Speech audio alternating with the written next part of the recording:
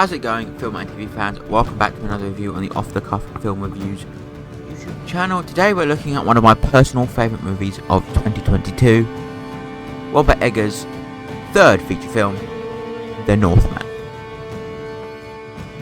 Now, The Northman is my first Eggers film that I've watched in its entirety. I have seen clips of The Lighthouse. I own The Lighthouse movie, but I haven't watched it yet, and I've not seen The Witch either. So it was, for me, an experience of witnessing a filmmaker for the first time in my eyes, you know. Trying to figure out his style, his craftsmanship and his craft work, and you know, it became one of my favourite movies of the year for a reason. I just think the world this movie builds is not only fantastic, but it's rich with already pre-existing lore because it's based off of real life, which really helps because it means there's not too much setup you have to do because it's already there, but the setup you do becomes integral to the plot.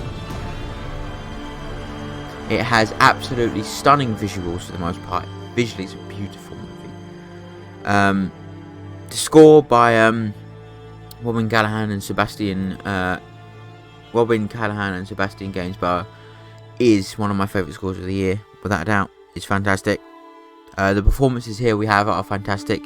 Alexander Skarsgård as our main lead and Anna Taylor-Joy as our female lead. Great performances all around.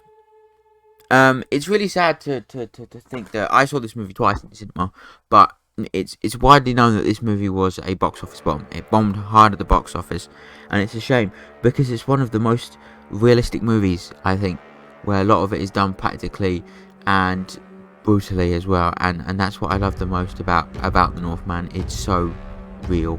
It's long and it drags a bit, but even then I just think it's so well crafted. It's a movie that is the epitome of how to craft a movie in the most beautiful way possible, in the most fantastic way possible. And it is a shame that it bombed at the box office because it's full of so much beauty and a certain style of substance that I think only Eggers can possess, which a lot of people are aware of his visual style already. But it is a fantastic movie that, in my eyes, really is one of the best of this year because it crafts a world, it tells a brutally fantastic story through that world, and it extends its characters to the same brutality that it goes through itself, and that's what I love the most, I think. While we do have a short stint from Ethan Hawke in this movie, and our main villain, so to say, is Klaus Bang, playing the bad guy. But again, it's not only the visuals, it's not only the score, it's not only the performances, but it's also the production design, the costume design, you know, hair and makeup. All of that really brings the movie together, and I cannot help but implore you to go and watch this fucking movie because it's a shame. Because at this point, before this movie came out, Eggers was known for low budget movies that, you know, became, you know, hits, you know, like cult classics in a way, like The Lighthouse, for example. But this movie was a $90 million bomb. Or they gave him, like, you know, because they gave him $90 million, and he produced something fucking fantastic, one of the best movies, but it bombed hard at the box office, and that's the problem, is that I don't think he's going to be given, you know, that much creative freedom ever again.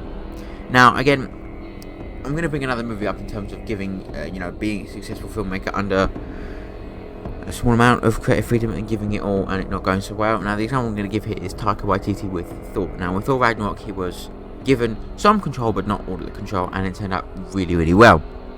With Thor Love and Thunder, he was given all the control and it kind of just didn't work.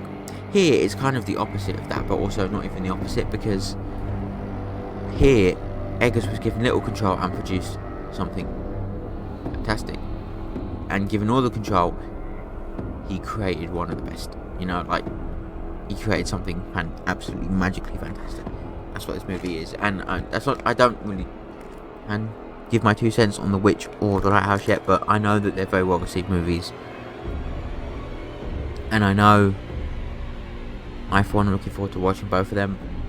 And again, it was great to see this movie in the cinema, because it's very much, it feels different from every other action blockbuster you get these days, because you don't see a movie set in Norse mythology very much. Norse mythology is not something Norse mythology is not something I have loved per se, but this movie really made me enjoy it, and the colours really just bring the movie to life, and it is such a gorgeous movie in every aspect of the word. One of my favourites of the year will remain that. I know I saw it with several sets of people. I saw it with one of my college buddies, film student buddies, and with my little film club, and all of them didn't particularly like it that much, and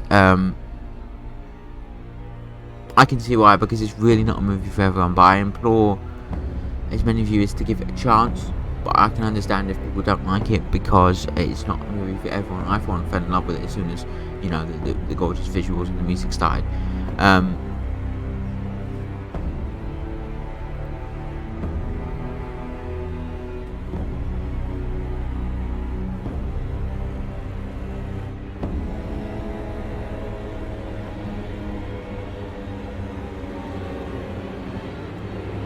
I, for one, just think it is the epitome of just one of the best movies. It is, you know, the front cover for the 4K I've got here proclaims a blockbuster masterpiece, and that is true.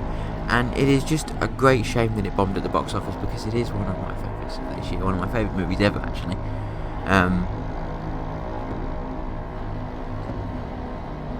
It just possesses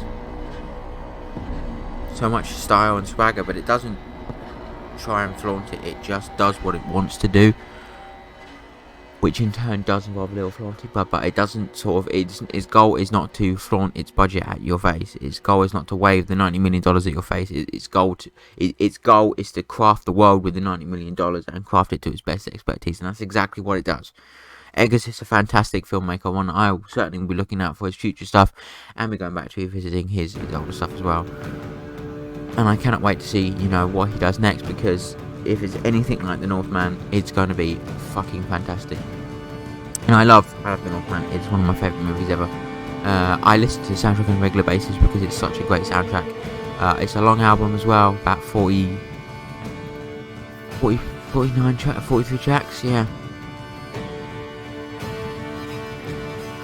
So yeah, thanks so much for watching my review of The Northman. One more thing before I go is that I remember this movie came out slightly early in the United Kingdom, so the soundtrack wasn't out yet. The single was, but the soundtrack wasn't. So yeah, that's something I remember. But yeah, it's a great movie. Please find a way to watch it, whether it be illegally or if you actually pick up a copy of it. Go find a way to watch it. I loved it. Thanks so much for watching. Don't forget to check out all the other videos and reviews. Everything Ever All at Once, the big one, is coming tomorrow, and then on Sunday we have Clerks review. Cannot wait to do that one. Yeah, thanks so much for watching. Have a wonderful day, and all the music releases. Again, we've got the Grand Deluxe dropping tomorrow, and then we also have